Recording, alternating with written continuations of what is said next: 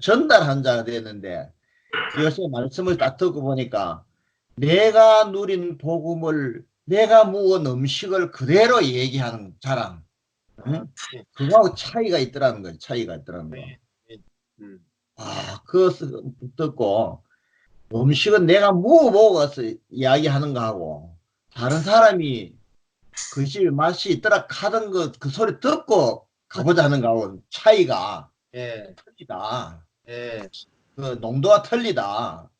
그래서 이제 우리가 복음 전하는 사람은 내가 경험한 예수, 누가 그 성경 이야기하는 그 예수가 아니고 다른 사람이 간증을 통해서 들은 그 예수가 아니고 예. 내가 그 경험한 예수, 내가 만난 예수, 응? 그걸 이제 그 목사님이 말씀하시면서 내가 그 음식을 먹어보니까 너무 맛있으니까 그 자랑을 해도 힘이 실리고 그 예. 자랑을 해도 그 상대방을 하여금 공감이 빨리 될 수 있다는 그런 예. 측면에서 참 말씀이다. 그런 걸 많이 느꼈습니다. 예. 아멘. 아멘. 제가 율법을 지킬 수 있는 능력이 없구나. 이거를 확실하게 깨달으니까, 제가 이제 나는 율법을 확실하게 지킬 수 없다. 나는 능력이 없다. 이걸 이제 교회에서 설교하게 되고, 이렇게 내놓게 되더라고요. 예. 그러니까 이제 한 10년 정도를 내놓으니까, 이제 우리 성도도 이제 교회 안에서 이제 율법을 못 내놓는 거죠. 예. 저 자신이 율법을 지킬 수 있는 능력이 없다를 내놓으면은 성도들도 본인들도 이제 율법을 못 내놓는 거예요. 예. 근데 내가 율법을 지킬 수 있는 능력이 있다를 내놓으면은 성도들도 목사님 율법을 지킬 수 있으면은 율법을 한번 지켜보세요 하고 율법을 막 내놓는다. 뭐 아수라장이 되는 거죠. 근데 이 그 결국은 이 미련하고 약한 피조물, 그것이 좋아 보이느냐, 내가 미련하고 약한 것이 좋아 보이느냐 좋아 보이지 않느냐에 따라서 세상이 되느냐 이제 이게 천국이 되느냐가 결정이 되더라고요. 예. 그래서 아담과 하와는 자신이 미련하고 약한 그 피조물의 위치가 보기 싫어서 선악과를 먹었고, 그래서 아담의 길은 지혜롭고 능력이 있어야만 천국이 만들어진다는 길로 계속 달려간 거죠. 그 생명을 가지고. 그런데 예수가 오셔가지고 미련하고 약한 것이 오히려 천국을 만들어낸다라고 자기 존재로 이제 증명해내신 분이죠. 예. 그러니까 이 아담과 그리스도가 뭐가 차이가 나는가, 이 부분이 확실히 열리면 이 그리스도의 성분, 미련하고 약한 것이 좋아 보이는 성분이 아니고는 이제 이게 교회가 만들어질 수 없구나. 이것이 이제 더 분명하게 이제 보여지더라고요. 그래서 저 자신도 그렇고 성도들도, 그럼 성도들이 뭘 내놔야 되느냐, 열심을 내놔야 될 것이 아니라 나는 미련하고 약한 사람입니다를 성도들이 교회 앞에서 내어놓는 것이 즐거우면 그게 좋아 보이면 그게 정말 거룩한 성도고 그게 정말 그리스도를 분별해내는 성도가 아닌가. 그래서 그게 정말 아름다운 성도가 아닌가 이런 생각이 듭니다. 그러면 교회가 얼마나 조용하겠어요. 나는 미련합니다, 나는 약합니다를 내놓을 수 있다면 교회는 얼마나 조용하겠어요. 근데 교회가 성도들이 나는 지혜롭습니다를 내놓고 나는 능력이 있습니다를 내놓을 때마다 교회는 몸살을 앓잖아요. 그래서 이 그리스도가 왜 무엇을 우리에게 줘서 교회를 건축하시는가, 이것이 보여지는 것이 얼마나 큰 은혜인가 하는 생각이 듭니다. 주님을 찬양합니다. 하나님의 그 율법이 있잖아요. 예. 자신은 율법을 지킬 능력이 없지만, 예. 그러나 율법을 안 지켜도 된다 하는 것이 내가 능력이 없으니까 안 지켜도 된다 그렇게 말하면 좀 곤란하지 않느냐. 왜냐하면 율법은 지켜야 되는데 나는 그런 지킬 수 있는 능력이 없다. 대신에 하나님이 나에게 능력을 주시는 것만큼 내가 지킬 수는 있다. 그렇게 말해야 되지 않을까요? 아, 하나님이 능력 주시고 지혜 주시는 것만큼 예. 내가 율법을 지킬 수 있다. 이런 생각을 가져야 율법이 그것이 귀한 것이고 또 그 말씀대로 사는 것이 맞다 하는 것을 이야기할 수 있는 거 아니겠어요? 그거 이제 조금 더 그 갈라디아서 보시면요. 갈라디아서 2장 19절에 보면은 우리가 율법에 대하여 죽은 것은 하나님이 대하여 살려 합니다. 이런 말씀이 있거든요. 갈라디아서. 죽었다 하는 말은 내가 지킬 능력이 없다 하는 것을 말하죠. 그런데 그렇죠. 예. 거기서 예. 율법 폐기론자가 되면 안 되잖아요. 율법 예. 폐기론자. 율법을 폐기해야 됩니다. 자, 왜냐하면 히브리스 보면은 율법을 폐하고 라는 말이 있거든요. 히브리스에는. 근데 또 다른 데에 보면은 예수님이 오신 것은 율법을 폐하러 온 것이 아니고 율법을 완전케 합니다. 완전케 하러 온 거죠. 근데 네. 성경에 두 가지 다 있어요. 율법을 히브리스 말씀은 히브리스하고 갈라디아스 말씀은 율법을 폐하러 왔다라고 이야기해요. 근데 마태복음은 율법을 완성시키러 왔다 그래요. 그 두 가지 다 있어요. 근데 그러면 이걸 어떻게 조화시켜내느냐의 문제. 율법을 폐하러 왔다는 말은 우리가 율법을 이제 지켜야 될 의무가 없어졌다는 거예요. 율법 자체는 있지만 우리가 율법 아래에 있지 않다는 거죠. 그리고 우리 이제 율법하고 사는 것이 아니고 그리스도와 더불어 산다는 거죠. 그게 이제 갈라디아서하고 로마서가 중요한 게 뭐냐면은 이제 남편과 아내의 비유를 듭니다. 그래서 로마서 보면은 우리가 첫 번째 아내가 누구냐면은 율법이에요. 첫 번째 아내가 율법입니다. 우리가 태어나자마자 율법하고 결혼한 상태로 태어난다는 거죠. 그런데 이 율법이라는 놈은 완전한 아내를 얻기 원한단 말이에요. 완벽주의 남편이라는 거죠. 그러니까 우리가 완벽하게 행할 때까지 계속해서 율법이 우리에게 찌르잖아요. 완벽할 때까지 계속 찌르잖아요. 근데 뭐라고 말하냐면은 율법하고 이혼한다는 거죠. 죽지 않고는 율법하고 이혼이 안 되는데 우리가 그리스도와 함께 십자가의 죽음으로 우리가 율법과 이혼이 됐다라는 거예요. 그러면 누구하고 결혼하느냐? 율법하고 이혼하고 나서 누가 결혼하냐면 그리스도와 결혼한다는 거죠. 그러면 율법하고 내하고는 뭐가 됐습니까 지금? 끝났다. 끝났죠? 이혼이죠, 이혼. 자, 그래서 내가 그리스도와 사는데 그리스도는 율법이 없는 분이란 말이에요. 근데 그리스도의 생명이 나로 하여금 뭘 완성시키냐면 율법이 요구했던 그거를 완성시키는데 그 율법의 요구는 뭐냐면은 율법은 한마디로 딱 줄이면은 하나님 사랑, 이웃 사랑인 거죠. 근데 그 하나님 사랑과 이웃 사랑을 그러니까 내 이웃을 내 몸과 같이 사랑하라고 하는 이 한 계명에서 다 그 축약이 된 거죠. 축약하면은 율법을 다 축약하면 내 이웃을 내 몸처럼 사랑하라는 거죠. 근데 이거는 율법을 가지고는 못 지키고 그리스도로만이 이 이웃 사랑의 계명이 지켜진다는 것입니다. 그래서 지금은 근데 문제는 뭐냐면 율법을 폐하지 않으면은 어떤 문제가 생기냐면 교회 안에 이것도 해야 되고 저것도 해야 되고 하는 율법이 다 있으면 어땠습니까? 율법을 가지고 사람들을 계속 판단하겠죠. 이것도 해야 하는데 왜 안 합니까? 이것도 해야 되는데 왜 안 합니까? 이런 율법을 가지고 있으면 이웃 사랑 자체가 불가능합니다. 내가 형제를 볼 때 판단이 안 나올 수가 없잖아요. 이것도 해야 되는데 왜 안 하고 저것도 해야 되는데 왜 안 하고. 그러니까 율법은 오히려 무슨 용도로 줬느냐면은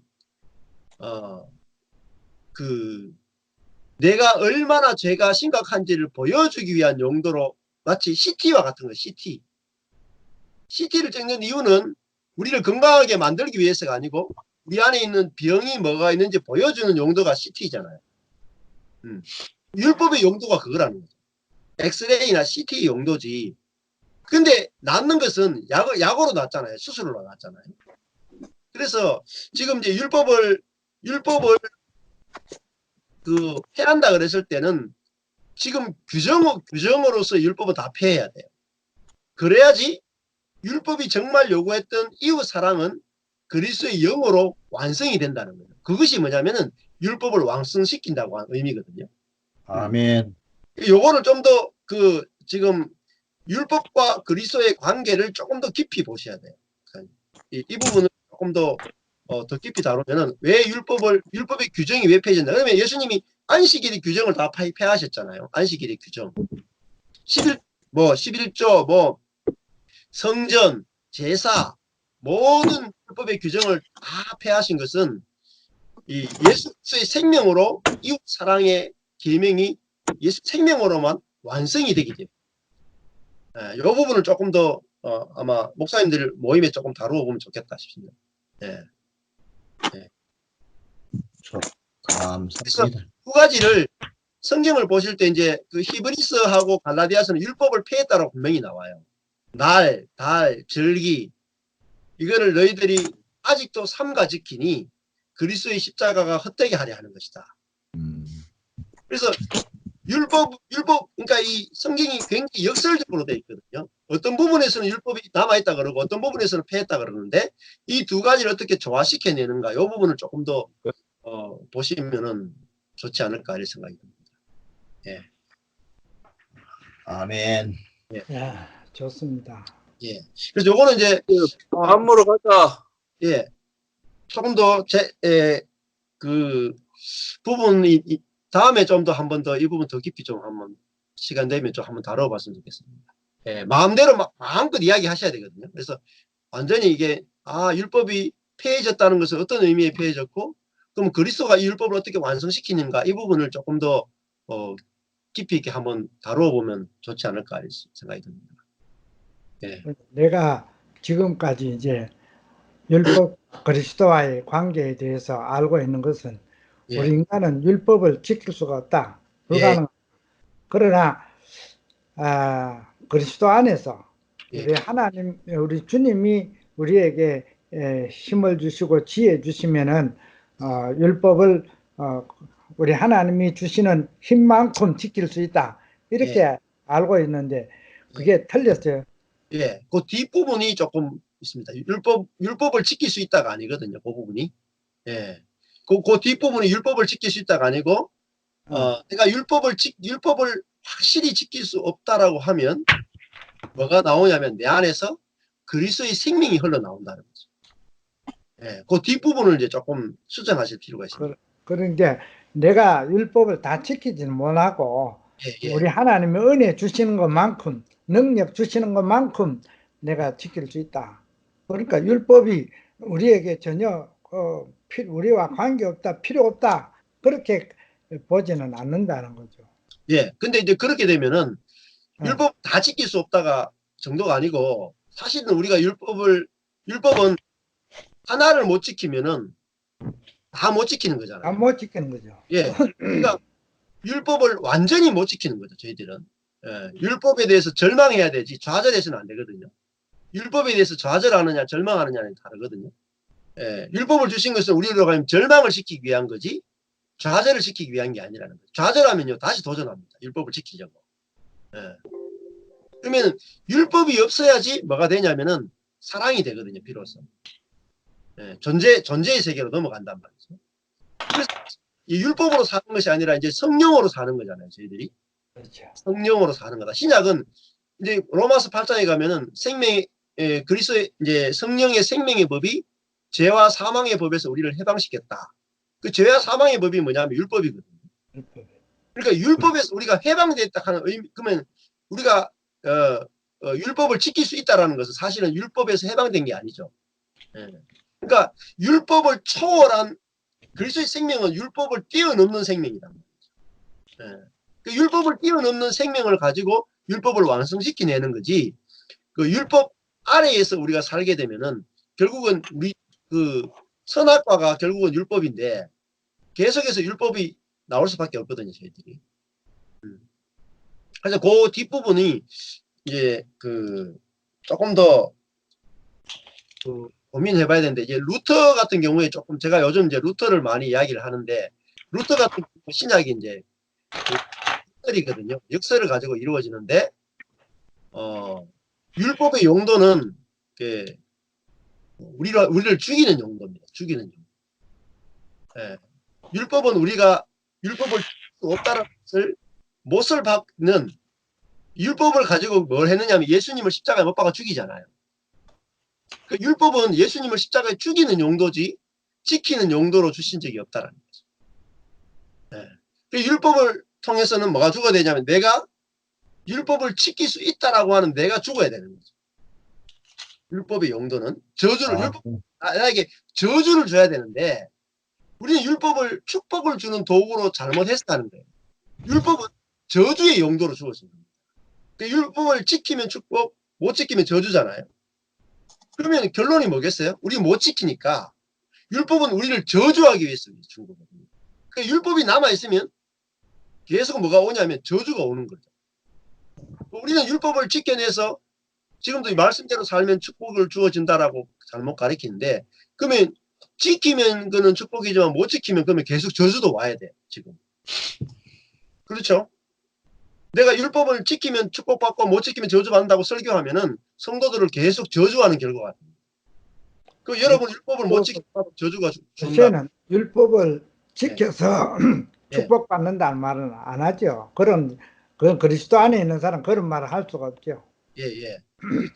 예. 근데 이제 율법을 내가 율법을 지키게 된다 할 때도 그 의미도 이제 조금 더 이제 율법에 뭘 지키느냐, 율법의 정신, 율법을 주신 하나님의 마음이 뭐냐면 사랑이다. 하나님의 마음에서 나온 게 율법이잖아요.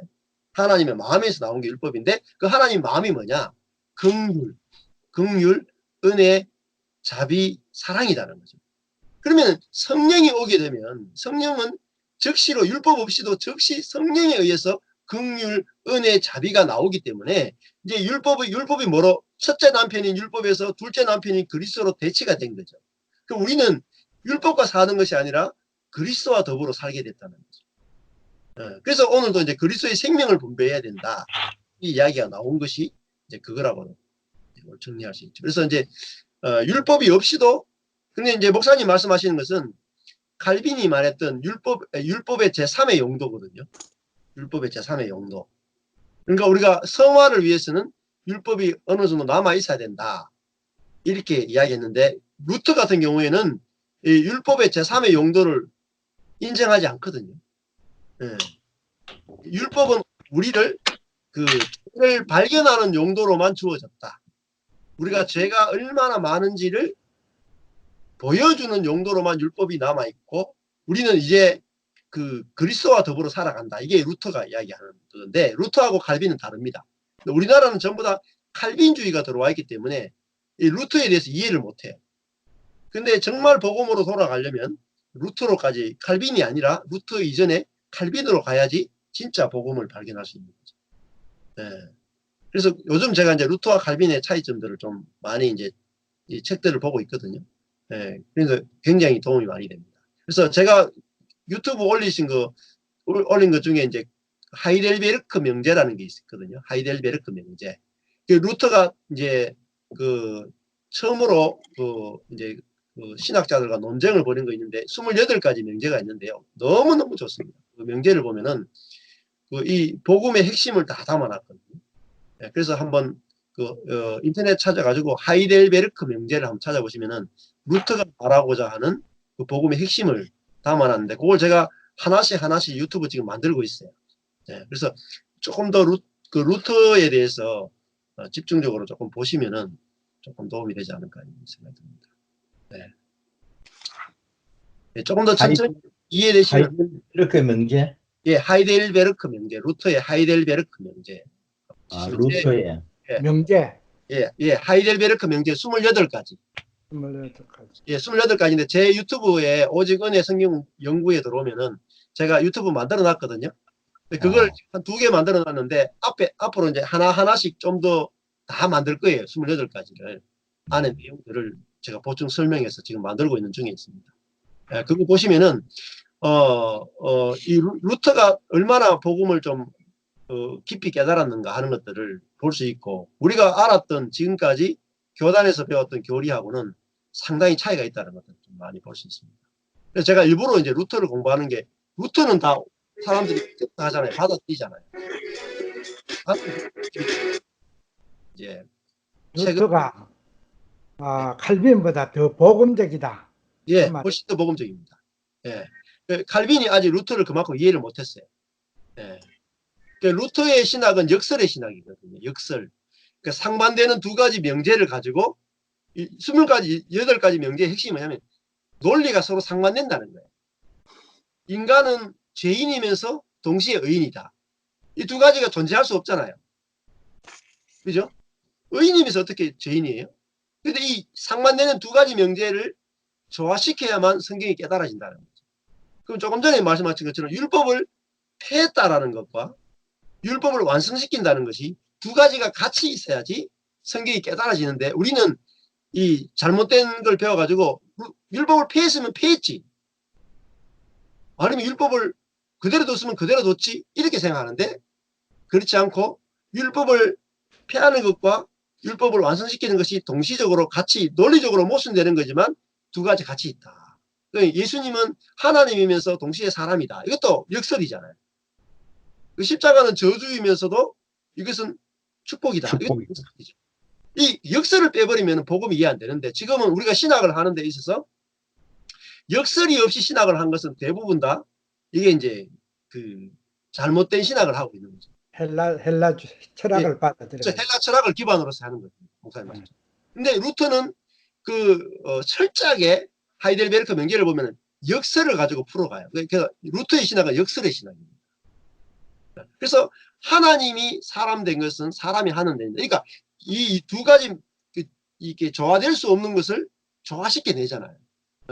역설이 아니고는 이 성경은 풀어질 수가 없거든요. 근데 루터가 보면은 이 역설을 가지고 푸는데요, 정말 재밌어요. 그래서 하이델베르크에 보면은 명제를 보면 그 역설이 너무나 설명이 잘 되고 있거든요. 그래서 제가 이거는 좀 알려야 되겠다 싶어 가지고 지금 동영상을 하나씩 만들고 있는데, 앞으로 계속 좀 시리즈로 28개 명제인데 지금 한 2개 만들어 놨어요. 근데 그 28가지 다 들어가 있는 거 하나 있고, 28가지가 차례대로 쭉 들어가 있는 게 있고, 다음에 1명제를 설명하는 게 있고 2명제를 설명하는 게 있고, 이렇게 쭉쭉쭉 앞으로 이제 만들 거거든요. 그걸 좀 보시면은 조금 도움이 되지 않을까 싶습니다. 예. 감사합니다. 오늘 이렇게 잘 들어주셔서 감사하고, 또 아침에 이렇게 또 아주 열띠게 열띤 토론을 할 수 있으니까 너무 좋고, 아주 너무 좋다.